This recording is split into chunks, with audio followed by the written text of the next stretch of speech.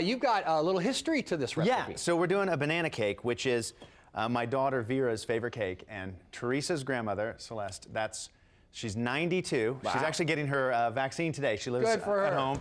And this is her recipe, and so she makes it whenever we go visit her. She makes it for Vera, and we make it now for Vera for her birthday because it's Vera's favorite. So yeah, really, I'm gonna mess it up because I'm not a baker.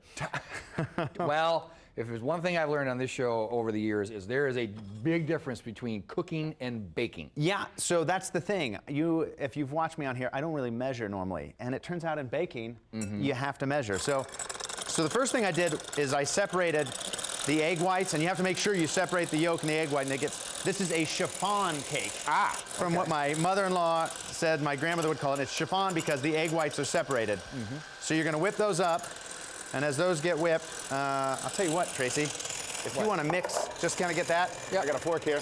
Mix that up while I'm doing this. I'm gonna sift in some sugar into this egg white right here, and we'll get it nice. And I did that way too quick. My mother-in-law, my grandmother, or Teresa's grandmother, probably Celeste, were not happy with me. Oh, you're supposed to... You kind of sift that sugar in, ease it in there. So we're gonna get that whipped, and I'm gonna send over. I put a 1/3 cup of sugar in here, and I've got a cup of sugar for you to add in, and a teaspoon of baking soda, baking flour, or baking powder, and salt. Okay. So you'll add those. And then when you're ready, you can send it back my way, and I'll mix that the rest of the way up. Excellent use of shot glasses. And this is a team effort here. What do you call Teresa's grandma? What's her name to the... Great grandma to my girls. My girls Okay. are all great grandma. So I'll take that back if you want to slide it over here. Thank you. And now I add, this is a 1/3 cup of buttermilk, which is not delicious. I don't know if I've said this before. Growing up, you watch like Charlotte's Web, I thought buttermilk sounds so delicious. I can tell you where I was the first time I tried buttermilk because my mother was like, don't do it. I'm like, if I like butter, I like milk, it's gonna be amazing. Yeah, And it's not. she's like, fine. I thought the same. She goes, I'll order it for you, but you're gonna drink it. I'm like, yeah, it was awful. Yep, When you're 10 years old, Yeah. it's the worst. I had no idea. We had Right. buttermilk. Somebody cooked something with butter, and I saw it. I was like, buttermilk? Poured a big old glass. Now for baking, that's a whole Yeah, nother it's story. wonderful for baking. Just turns out it's not delicious like I thought. So now we're gonna mix in all of our last dry ingredients, and then our bananas are gonna get mixed in here. How many? So this is 3 bananas. Okay. Key ingredient there, nice ripe bananas. 1 banana, 2 bananas, 3 bananas. So we get that, and once we get that nice and mixed, what you don't want to do is use the mixer once we start adding that egg white. Oh. We're gonna hand mix that and fold that in because we got all that air in those egg whites. So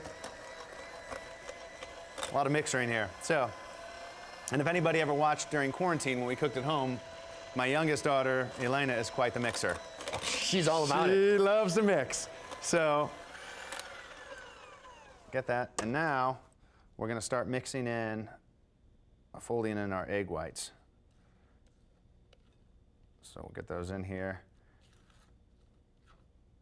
And, well, I don't want to waste that goodness there. You're right. And we'll start folding this in here.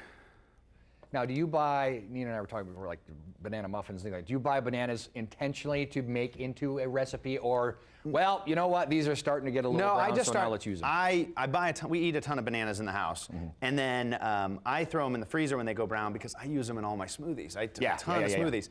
Sometimes I'll actually take the time and peel them out and then cut them up. Other times I just throw them in there and peel. And then I'm like, I should have taken these out so I don't have to. My daughter's suddenly gotten into smoothies like daily, so when we now have family bananas and just sister bananas, and don't touch, she counts her bananas, so That's you awesome. don't touch sister's bananas. But I do intentionally, I again am not the baker. Teresa is a much better baker than me, so I'm always like, well, we got those bananas, you can make banana bread. There you go. So now that we've got Pour it that in a grease pan? Yep, grease pan, 350. And then I've got the finished product. Normally, I will just put it in the grease pan here. I did for the show, I thought it'd look nice. I did we'll get it out of the oven here in a second. I did a bundt cake. Oh, nice. So, got a nice bundt cake. Baker contest winner, cookbook author Brian Emmett said that's the difference between cooking and baking. You can make adjustments when cooking. You can taste and do it. Once you're baking, once you put it in the oven, all you can do is pray. Yeah. You won't know until you got it right. And I'm not. Like Teresa's grandmother, awesome baker. Yeah. But me, just okay. Teresa, very good. So she's also good, and so is Teresa's mom. And my mom actually makes a mean chocolate chip We're gonna cookie. take a look at the finished product later as you apply a thick coat. Yeah. Unlike paint, where you do a Little lot of almond thin coats, icing. one big thick coat. Yeah, exactly.